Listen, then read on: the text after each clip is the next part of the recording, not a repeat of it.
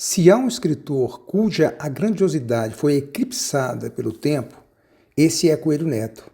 No início do século XX, seu nome figurava entre os maiores da literatura brasileira.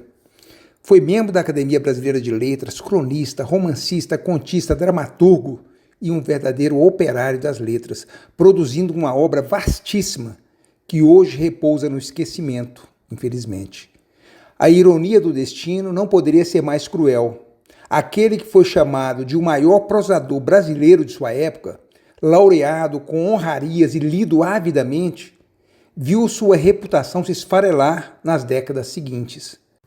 Mas por que um autor tão prolífero, com um estilo tão refinado, caiu no ostracismo?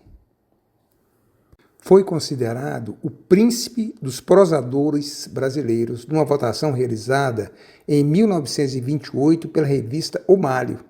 Apesar disso, foi consideravelmente combatido pelos modernistas, sendo pouco lido desde então, um verdadeiro ostracismo intelectual e literário. Henrique Maximiano Coelho Neto nasceu em Caxias, Maranhão, em 20 de fevereiro de 1864 e morreu no Rio de Janeiro em 28 de novembro de 1934. Ele construiu uma carreira literária marcada pelo culto à erudição e à forma.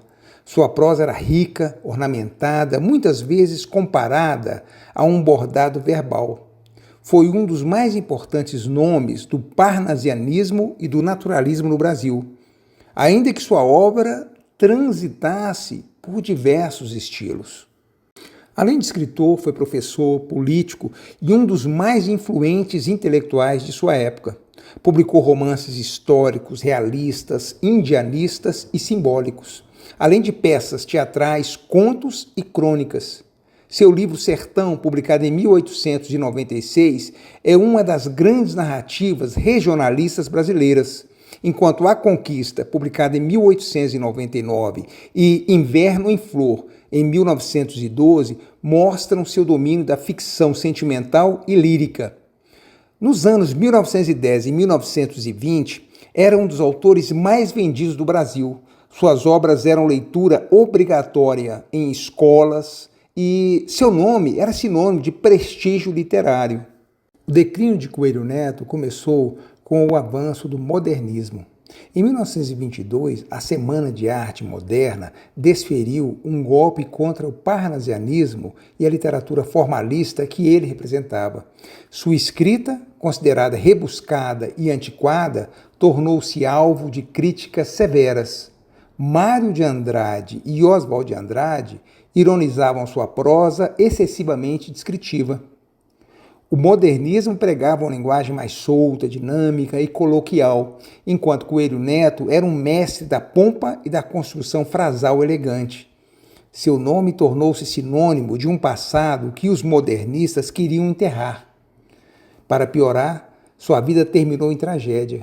Perdeu um filho na gripe espanhola, passou por dificuldades financeiras e morreu em 1934, pobre e esquecido.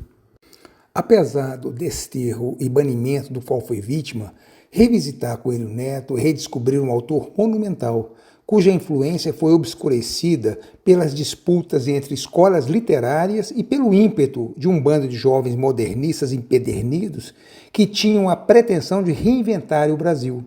Sua obra foi transformada em símbolo do passadismo pelos modernistas de São Paulo. Ela é vasta e, eu diria, à la José Dias, personagem do Dom Casmurro, ela é vastíssima, com mais de 120 volumes publicados. Foi extremamente popular e respeitada, ainda que em sua época tenha contado com notórios detratores como o crítico José Veríssimo e o escritor Lima Barreto. Sua habilidade narrativa, seu domínio da língua e sua capacidade de criar atmosferas literárias são inegáveis. Coelho Neto foi um titã das letras. O fato de ter sido relegado ao passado não diminui sua grandeza. Talvez, ao revisitá-lo, possamos dar a ele um lugar mais justo na história da literatura brasileira.